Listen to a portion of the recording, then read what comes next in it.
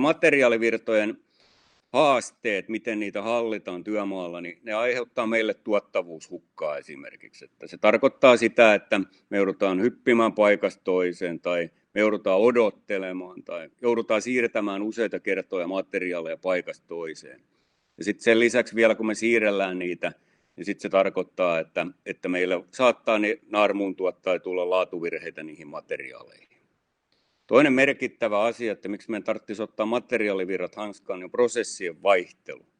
Että jos meillä välillä on tavaraa ja välillä ei, niin se aiheuttaa sen tyyppisen prosessivaihtelun, että meidän on käytännössä erittäin vaikea lähteä tiputtamaan niiden työmaiden läpimenoaikoja. Eli jos me saadaan materiaalivirta hanskaan, niin meillä on kaikki mahdollisuudet pystyä tiputtamaan järkevällä kustannuksella, kustannustehokkaasti, jopa kustannustehokkuutta parantaen läpimenoaikoja.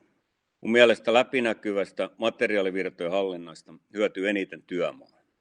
Kun työmaamestari lähtee perjantai-illalla mökille, niin sillä on merkityksellistä tietää, että mitä on työmaalla asennettu, missä työmaa on tänään.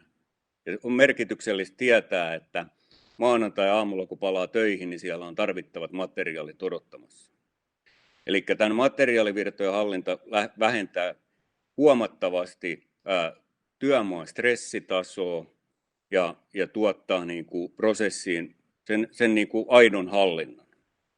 Toki sitten se hyödyttää aika paljon sitä työmaan verkostoa, että tiedetään, että mesta on koko ajan saatavilla. Se hyödyttää hankintaa, koska hankinta tietää, että miten verkosto toimii ja miten verkostoa tulee kehittää. Ja se hyödyttää koko organisaatio, että materiaalivirran kautta me pystytään löytämään kapeikkoja ja mittaamaan materiaalivirtaa niin, että pystytään sen mittaustuloksen perusteella ajamaan tehokkaampaa jatkuvaa parantamista. iForsightin ratkaisu tukee hyvin tahtituotantoon siirtymistä. Ja tahtituotannossa läpinäkyvä materiaalivirta on oleellinen osa ratkaisua. Tahtituotannon suunnittelu lähtee siitä, että työmaalla jaetaan pienempiin osiin tehtäväsuoritteita. Esimerkkinä saunan rakentaminen, rakennetaan sarjassa kaikki talon saunat. Keittiön rakentaminen, rakennetaan sarjassa kaikki rakennuksen keittiöt. Ja sitten pyritään poistamaan kaikki hukka-aika, mikä liittyy näihin työn suoritteiden väleihin. Järjestelmässä pystytään tekemään virtuaalisia aitoja tahtialueen rajojen mukaisesti, ja kun ihmiset, työntekijät, työkalut tai materiaalit saapuu sen virtuaalisen aidan sisään, järjestelmä alkaa rekisteröimään paikkatietoa, ja siitä saadaan muun muassa raportoitua työn tuottavuutta. Tilannetietoa nähdään myös kolmiulotteisesti työmaan tilannetietoa siitä, että missä on eri materiaali, työntekijät.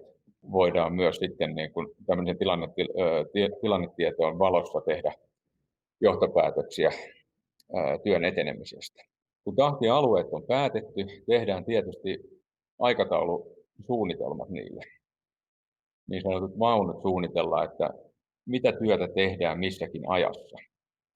Ja järjestelmässä on aikataulu, toiminnallisuusohjelmisto, kolmannen osapuolen tarjoama SideDriven ohjelmisto, joka tukee tahtiaikataulun tekemistä ja tahtituotantoon siirtymistä. No sitten käytännön tasolla, miten tätä asiaa sitten hallitaan ja johdetaan, niin aluksi voi näyttää hiukan tuosta materiaalivirrasta ja sen läpinäkyvyydestä ja tekoälyn analysoinnista ihan konepelin alta tapahtumaa. Tässä on logistiikkakeskuksessa. Meidän tekoälymalli analysoi, mitä materiaalia on lähtemässä logistiikkakeskuksesta työmaalle. Ja se, miten se näkyy sitten käyttäjille, niin logistiikkakeskuksessa kuin työmaalla, niin voidaan analysoida automaattisesti, onko tarvittavat materiaalit siihen kyseiseen tahtialueeseen niin lähdöstä logistiikkakeskuksesta. Ja tässä on toiset kamerat sitten työmaalla. Tällä hetkellä siellä ei olekaan vielä materiaalia mutta kun materiaali saapuu työmaalle, niin tekoäly myös automaattisesti analysoi, onko sille tahtialueelle suunniteltu tavarallista kokonaisuus niin saapunut työmaalle ja onko se käytettävissä siinä aikataulun mukaisessa ajassa. Järjestelmä toimii myös kolmannen osapuolien alustana. Tässä on Carina Forin CALS-ratkaisu materiaalivirtojen hallintaan. Ja täällä reaaliajassa nähdään, että missä vaiheessa materiaalit kulkee, onko ne suunnitellut keräilyssä, keräilty, pakkauksessa, pakattu ja toimitettu. Täällä voidaan hyvin monipuolisesti hallita materiaalivirtaa. Kun tavarat on saatu toimitettua mestalle oikea määrä, oikea aikaa ja ne on asennettu, niin järjestelmästä saadaan erityyppisiä tuottavuuden raportteja. Voidaan hakea aikataulun mukaiselta ajanjaksolta raportit ja nähdään työvoiman, kaluston ja logistiikan tuottavuutta ja jatkuvan kehityksen periaatteen kehittää niitä tahti kerrallaan eteenpäin.